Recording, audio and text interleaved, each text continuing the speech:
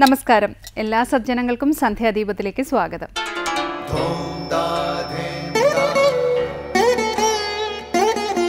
ശുഭം ഭവതു കല്യാണമായുസാരോഗ്യവർദ്ധനം സർവദുഃഖ വിനാശായ സന്ധ്യാദീപം നമോസ്തുതേ. നാമം ജപായനം പുണ്യം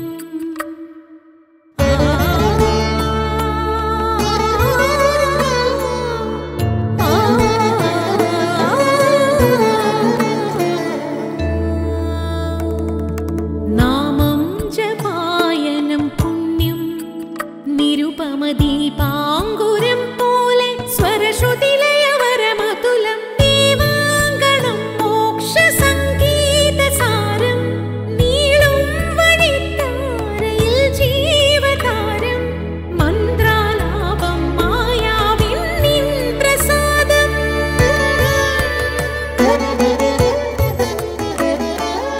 ഇരുൾ നീങ്ങിയുണരുന്ന തെളിനാളദീപം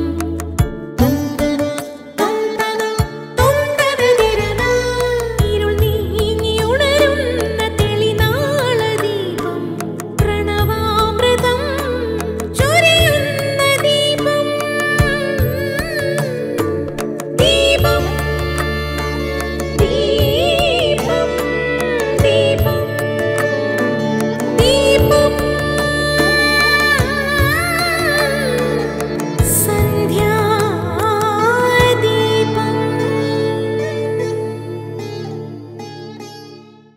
ബാഹ്യപൂജ പോലെ തന്നെ മാനസപൂജയ്ക്കും അതീവ പ്രാധാന്യവും മഹത്വവും നമ്മുടെ ആചാര്യന്മാരും ശാസ്ത്രഗ്രന്ഥങ്ങളും കൽപ്പിച്ചിട്ടുണ്ട്.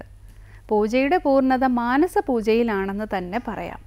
മാത്രവുമല്ല, മാനസപൂജ ഭക്തൻ സ്വയം ചെയ്യുന്നത് കൊണ്ട് കൂടുതൽ ഫലപ്രാപ്തിയും ഉണ്ടാകും. ശിവരാത്രി പൂജയിൽ പ്രധാനമാണ് ശിവമാനസ പൂജ. മാനസപൂജയിൽ ഭഗവാനെ തൻ്റെ തന്നെ ഉള്ളിൽ ഭാവന ചെയ്ത് ദർശിക്കണം. ഭഗവാനെ ദിവ്യസിംഹാസനത്തിൽ ആദരപൂർവ്വം ഇരുത്തുന്നതായി സങ്കല്പിച്ച് വേണം മാനസപൂജ ചെയ്യാൻ. ദേവഗംഗയിലെ പുണ്യജലം കൊണ്ട് അഭിഷേകം ചെയ്യുന്നതായും ഭാവിക്കണം. കാമധേനുവിൻ്റെ പരിശുദ്ധമായ പാൽ കൊണ്ട് പഞ്ചാമൃതമുണ്ടാക്കി നിവേദിക്കണം. അലൗകികമായ വസ്ത്രങ്ങൾ ധരിപ്പിക്കണം. നന്ദനോദ്യാനത്തിലെ പാരിജാത പുഷ്പങ്ങൾ കൊണ്ട് അർച്ചന ചെയ്യുന്നതായും ഭാവിക്കണം. ദിവ്യരത്ന ഖചിതമായ കിരീടമണിയിക്കണം. മണിമുത്തുമാലകൾ ചാർത്തി ഭഗവാനെ തൻ്റെ ഭാവനാലോകത്തിൽ അഭൗമമായ ആരാധനകൾ അർപ്പിക്കണം. അതിനുശേഷം ശിവമാനസ പൂജാസ്തോത്രം ചൊല്ലുന്നത് ഭഗവാന് ഏറ്റവും പ്രിയങ്കരമാണ്. ശ്രീമദ് ശങ്കരാചാര്യർ രചിച്ച ശിവമാനസ പൂജയിലെ ചില പ്രാർത്ഥനകൾ നാളെ നമുക്ക് മനസ്സിലാക്കാം. തുടർന്ന് ശ്രീ കാവാലം ശ്രീകുമാറിൻ്റെ രാമായണ പാരായണം കേൾക്കാം.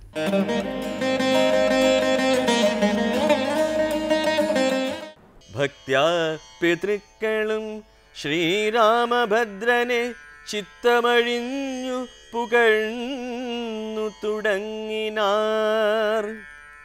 ദുഷ്ടനാം രാവണൻ നഷ്ടനായാനിന്നു തുഷ്ടരായി വന്നിതു ഞങ്ങളും ദൈവമേ. പുഷ്ടിയും വാച്ചിതു ലോകത്രയത്തിങ്കലിഷ്ടയുമുണ്ടായിതിഷ്ടലാഭത്തിനാൽ പിണ്ടോദകങ്ങളുദിക്കായ കാരണം ദണ്ഡവും തീർന്നിതു ഞങ്ങൾക്കു ദൈവമേ. ദൈവമേ. യക്ഷന്മാരൊക്കെ സ്തുതിച്ചാരനന്തരം രക്ഷോ വിനാശനനാകിയ രാമനെ.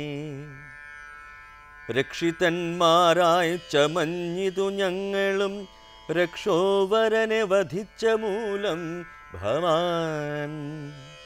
പക്ഷീന്ദ്രവാഹന പാപവിനാശന രക്ഷ രക്ഷ പ്രഭോ നിത്യം നമോസ്തുതേ. ഗന്ധർവസംഘവുമൊക്കെ സ്തുതിച്ചിതു പങ്ക്തി കണ്ഠാന്തകൻ തന്നെ നിരാമയം.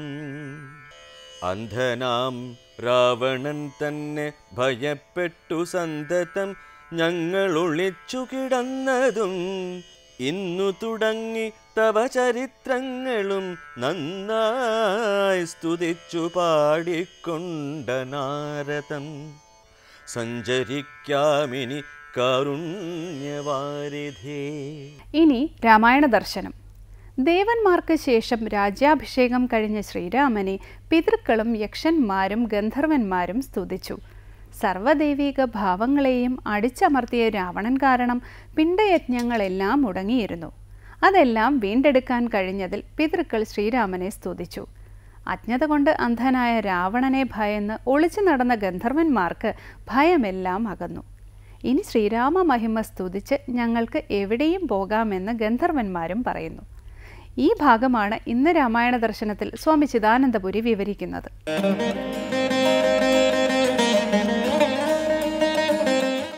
അഭിഷേകം ചെയ്യപ്പെട്ട ശ്രീരാമചന്ദ്രനെ വ്യത്യസ്ത ദേവപ്രമുഖന്മാർ സ്തുതിക്കുന്ന ഭാഗമാണ് നമ്മൾ ശ്രദ്ധിക്കുന്നത്. മഹേശ്വരനും ദേവേന്ദ്രനും ആദിത്യരുദ്ര വസു പ്രമുഖന്മാരെല്ലാവരും സ്തുതിച്ചപ്പോൾ പിതൃക്കൾ സ്തുതിക്കുകയാണ്. ഭക്ത്യാ പിതൃക്കളും ശ്രീരാമഭദ്രനെ ചിത്തമഴിഞ്ഞു പുകഴ്ന്നു തുടങ്ങിനാർ. ദുഷ്ടനാം രാവണൻ നഷ്ടനായി ഞാനിന്നു തുഷ്ടരായി വന്നിതു ഞങ്ങളും ദൈവമേ. പുഷ്ടിയും വാച്ചിതു ലോകത്രയത്തിങ്കൽ ഇഷ്ടിയുമുണ്ടായിതിഷ്ടലാഭത്തിനാൽ പിണ്ടോദകങ്ങളുദിക്കൈക കാരണം ദണ്ഡവും തീർന്നിതു ഞങ്ങൾക്കു ദൈവമേ.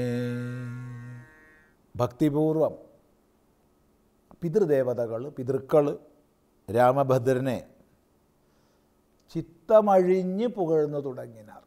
തീർത്തും മനസ്സുരുകി പുകഴ്ത്തുവാൻ ആരംഭിച്ചു. ദുഷ്ടനാം രാവണൻ നഷ്ടനായി. ദുഷ്ടനായ രാവണൻ നഷ്ടനായി. അതുകൊണ്ട് തന്നെ ഞങ്ങളെല്ലാവരും അല്ലയോ ദൈവമേ തുഷ്ടരായി വന്നു, സന്തുഷ്ടരായി വന്നു. എന്തേ കാരണം?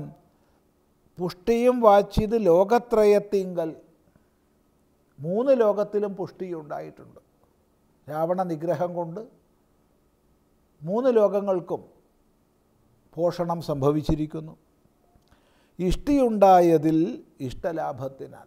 എന്തുകൊണ്ട് 3 ലോകത്തിനും സന്തോഷമെന്ന് ചോദിച്ചാൽ, യജ്ഞങ്ങൾ യാഗങ്ങൾ ദേവന്മാർക്ക് ഉദ്ദേശിച്ചു കൊണ്ടുള്ളതൊക്കെ തന്നെ തടസ്സപ്പെടുത്തപ്പെട്ട അവസ്ഥയായിരുന്നു. അത്തരം ദേവന്മാരുടെ സങ്കേതങ്ങളെല്ലാം രാവണൻ കൈയടക്കി വച്ചിരിക്കുകയായിരുന്നു. എന്നാൽ ആ ഒരു നാശം ഇപ്പോൾ ഇല്ലാതായിരിക്കുന്നു. പിണ്ടോദകങ്ങളുദിക്കൈക കാരണം ദണ്ഡവും തീർന്നിതു. പിണ്ടോദകങ്ങൾ വേണ്ടതുപോലെ ലഭിക്കാത്തത് കൊണ്ട് ഞങ്ങൾക്ക് വളരെയധികം ദുഃഖമുണ്ടായിരുന്നു. അധികാരികളായവർ സമർപ്പിക്കുന്ന പിണ്ടദാനം,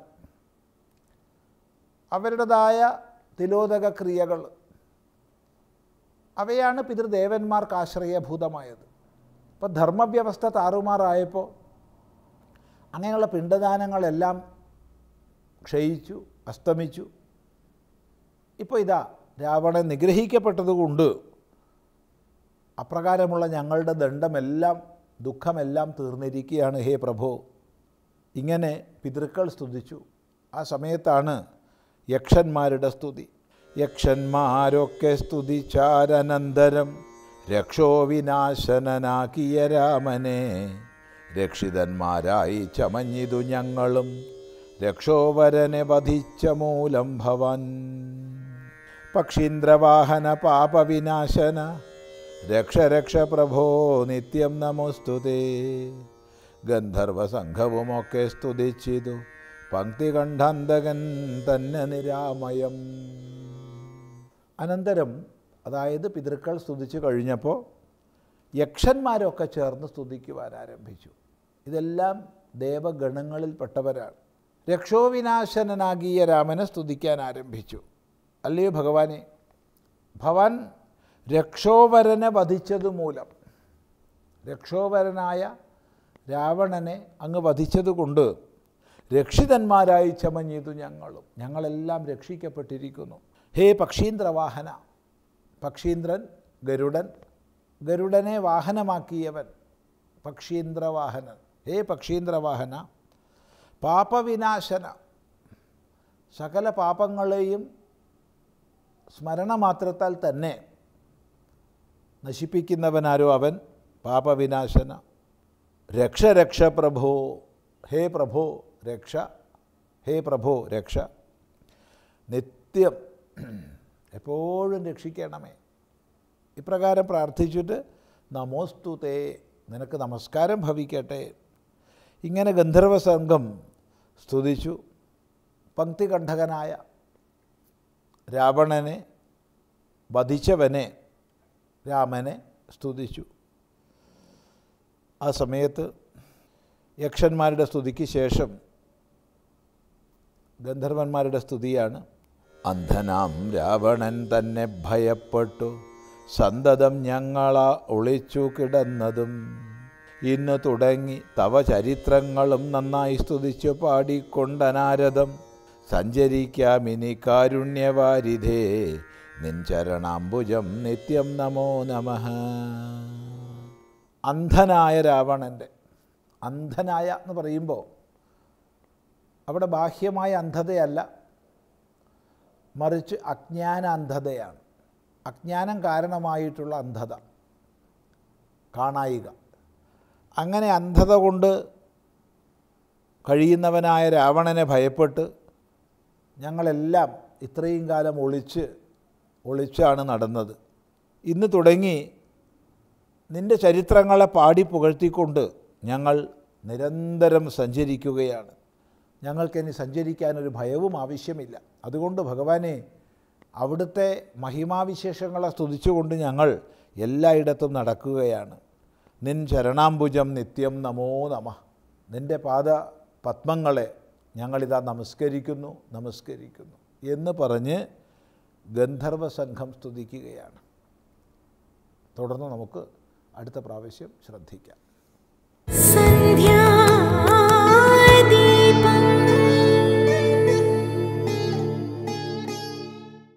ഇനി സനാതനധർമ്മം. ഭാഗവത തത്വത്തെ സ്വാമി ബ്രഹ്മസ്വരൂപാനന്ദ വ്യാഖ്യാനിക്കുന്നത് സനാതനധർമ്മത്തിൽ നമുക്ക് കേൾക്കാം.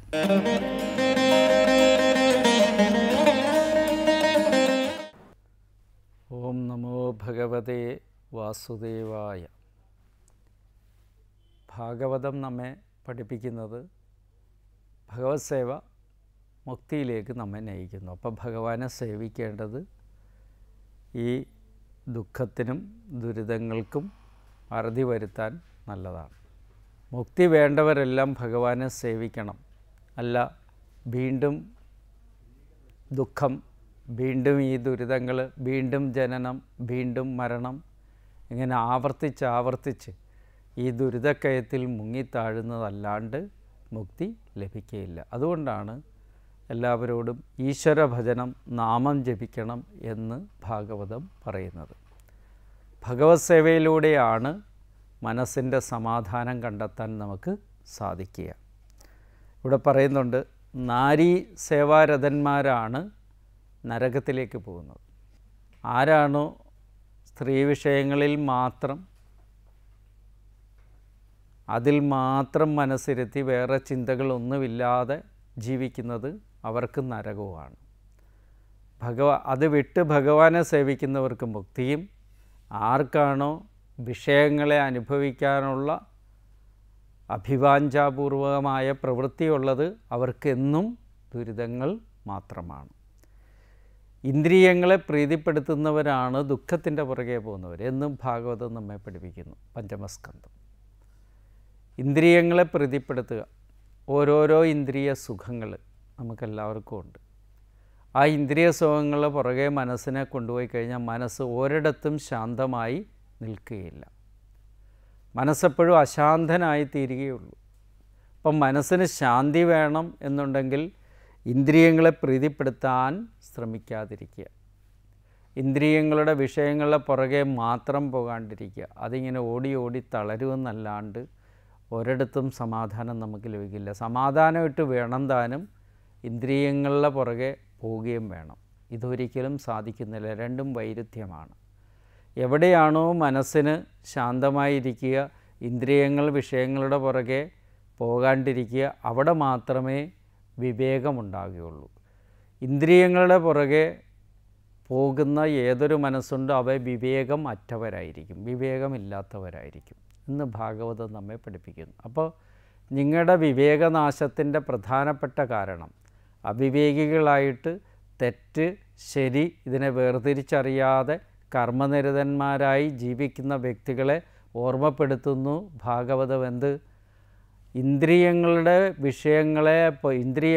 വിഷയങ്ങൾക്ക് പുറകെ മനസ്സിനെ ആര് പായിക്കുന്നോ അവരൊക്കെ അവിവേകികളായി, ബോധമില്ലാത്തവരായി, കർമ്മത്തിനകത്ത് ശരിയേത് തെറ്റേതെന്നുള്ള വിവേകമില്ലാത്തവരായി പ്രവർത്തിച്ചുകൊണ്ടിരിക്കും. അവർ വാദപ്രതിവാദങ്ങൾ നടത്തും. നല്ലതിനെ കേട്ടാൽ സ്വീകരിക്കാൻ അവർ തയ്യാറാകില്ല. കെട്ടതിനെ കേട്ടാൽ മുഖത്തൊരു പ്രസന്ന ഭാവം ഉണ്ടാവും. നമ്മുടെ മനസ്സിൽ നമ്മൾ ചോദിച്ചു നോക്കുക, ഏത് കേൾക്കുമ്പോഴാണ് നമ്മുടെ മനസ്സ് പ്രസന്നമാകുന്നതെന്ന് നോക്കുക. അതാണ് നമ്മുടെ സ്വഭാവം. അതായത് നമ്മുടെ സംസ്കാരം എന്താണെന്ന് ചോദിച്ചു കഴിഞ്ഞാൽ, നല്ല സംസ്കാരത്തിലാണ് മനസ്സിരിക്കുന്നതെങ്കിൽ അത് നല്ലത് കേട്ടെങ്കിൽ മാത്രമേ നമുക്ക് മനസ്സിലും മുഖത്തുമൊക്കെ ഒരു പ്രസന്നത ഉണ്ടാവുകയുള്ളൂ. കെട്ടത് കേൾക്കുമ്പോൾ നമുക്കെല്ലാവർക്കും എന്തു തോന്നും? ആ സമയത്ത് മനസ്സിനകത്തൊരു പ്രത്യേകമായ വൈരുദ്ധ്യത തോന്നും. അതാണ് ഭാഗവതം നമ്മളോട് പറയുന്നത്. ഭഗവത് സേവയാണ് മുക്തിയിലേക്കുള്ള പ്രധാനപ്പെട്ട ഈശ്വരനെ സേവിക്കുക. എല്ലാം മറന്നുകൊണ്ട് നാമം ജപിക്കാൻ നിങ്ങൾക്ക് സാധിക്കണമെന്നർത്ഥം. സകലതിനെയും മറക്കുക. ഓർമ്മിക്കലല്ല, ഓർമ്മകളെ നിയന്ത്രിക്കലാണ് ഒരു വിവേകപൂർവ്വമുള്ള മനുഷ്യൻ്റെ കർമ്മത്തിനകത്തുള്ള സംതൃപ്തിക്ക് പ്രധാന കാരണം. പക്ഷെ പലപ്പോഴും എന്താ, വിവേകപൂർവമായ പ്രവൃത്തികൾ നമ്മളിൽ ഉണ്ടാകാനുള്ള സാഹചര്യങ്ങൾ നമ്മൾ തന്നെ ചെയ്യുന്നില്ല, സൃഷ്ടിക്കുന്നില്ല, പ്രവർത്തിക്കുന്നില്ല. നമ്മൾ അവിവേകികളായിട്ട് എപ്പോഴും ഇരിക്കുകയാണ്. എന്നാൽ നമ്മളിലെ ഭക്തിയുണ്ട്, ക്ഷേത്രത്തിൽ പോകുന്നുണ്ട്, എല്ലാം ഉണ്ട്. പക്ഷേ അവിവേക ദശയിലാണ് നമ്മൾ ഓരോരുത്തരും എങ്കിൽ, ഇന്ദ്രിയങ്ങളുടെ പുറകെ പോവുകയാണെങ്കിൽ ഒരിക്കലും നമുക്ക് ഈശ്വരനാമജപം കൊണ്ട് ഉണ്ടാകുന്ന ശാന്തി ലഭിക്കുകയില്ല. അതുകൊണ്ട് ഭാഗവതത്തിൽ പഞ്ചമസ്കന്ധത്തിൽ പറഞ്ഞിരിക്കുന്ന ഭഗവത് സേവ സർവ്വവിധ ദുഃഖങ്ങളുടെയും മുക്തിക്ക് കാരണമാണ്. എല്ലാവിധത്തിലുള്ള മുക്തിയും കൈവരിക്കാൻ അതിലൂടെ നമുക്ക് സാധിക്കും. അതുകൊണ്ട് പരമാവധി എല്ലാവരും ചെയ്യേണ്ടത് ദുഃഖങ്ങളുടെ പുറകെ പോകുന്ന ഇന്ദ്രിയങ്ങളെ സൃഷ്ടിക്കാണ്ട് ഇന്ദ്രിയങ്ങളെ നിയന്ത്രിച്ചുകൊണ്ട് മനസ്സിനെ സംയമനത്തോടു കൂടി വെച്ചുകൊണ്ട് ജീവിതം നയിക്കുക, ഈശ്വര സേവാ നിരതരാകുക. അപ്പോഴാണ് നിങ്ങൾക്ക് മുക്തിയെ ലഭിക്കുന്നത്, ഈശ്വര അനുഗ്രഹം ലഭിക്കുന്നത്, മനസമാധാനവും ശാന്തിയും ലഭിക്കുന്നത്, ദുഷ്പ്രവൃത്തികൾ ചെയ്യാൻ ഞങ്ങളെ പ്രാപ്തരാക്കാത്തത്. എപ്പോൾ ദുഷ്പ്രവൃത്തികൾ നമ്മുടെ ഉള്ളിൽ വരുന്നുണ്ടോ അപ്പോൾ ആലോചിക്കണം, ഈശ്വരാധീനം കുറയുന്നു എന്ന് ആലോചിക്കണം. ഈശ്വര അനുഗ്രഹം നമ്മളിലുണ്ടെങ്കിൽ നല്ല ചിന്തകളെ ആരെയും വേദനിപ്പിക്കാതെയും എല്ലാവരെയും സന്തോഷിപ്പിക്കുന്ന സച്ചിന്തകൾ മാത്രമേ ആ വ്യക്തിയിലുണ്ടാവൂ എന്ന് ഭാഗവതം പഠിപ്പിക്കുന്നു. അതുകൊണ്ട് അതിനകത്ത് മനസ്സിരുത്തിക്കൊണ്ട് സച്ചിന്തകൾ മാത്രം വരട്ടെ, അതിൽ നിന്ന് മറ്റു പലതും മറ്റ് ദുഃഖങ്ങൾക്ക് മുക്തി ഉണ്ടാകട്ടെ, ദോഷങ്ങൾ ഏതുമില്ലാത്ത മനസ്സായി തീരട്ടെ എന്ന് ആശംസിക്കുന്നു. നമസ്കാരം.